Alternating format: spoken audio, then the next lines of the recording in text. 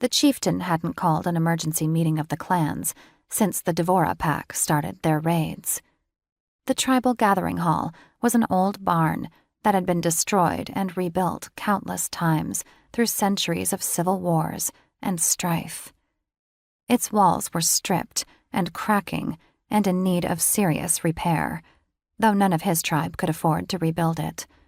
According to his fathers, their ancestors hadn't used gathering halls for meetings. They'd gathered in the forest, and not as humans, but in their wolf forms. But their laws had changed out of necessity.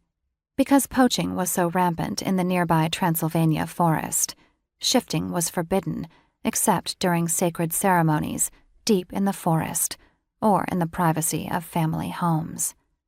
Marius hated being stuck in his human skin, but he'd no choice in the matter, not when hunters were determined to wipe out Romanian wolves. Marius and his brothers took their place at the center of the gathering hall, behind his parents. His fathers were tribal elders and distant cousins to the chieftain. His mate, Katerina, sat between him and his brothers. Their sons flanked them on either side, laughing and pushing each other, blissfully unaware of the tension in the hall. After every clan had taken their seats, a strange hush fell, like the eerie calm before a bloody battle.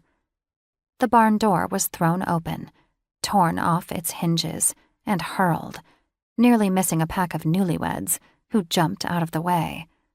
Tribal chieftain Oberon stood where the door had been, chest heaving, his long, graying hair blowing in the breeze, his eyes full of thunder.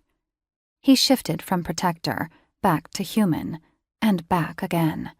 Marius had never seen the chieftain so angry. Marius felt fear when the chieftain stomped to the center of the room, his red-rimmed eyes scanning the crowd before settling on him.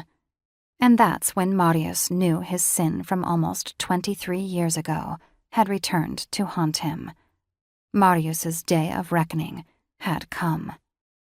4 of you know why I'm angry, the chieftain bellowed in his deep protector voice. Step forward now and reveal your sins.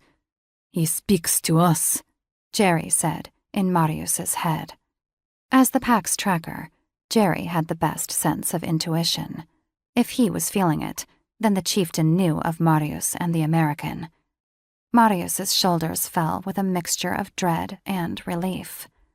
He'd been waiting for this day for over 2 decades. He was about to be shamed by his clan and scorned by his mate, but at least he'd no longer live with uncertainty.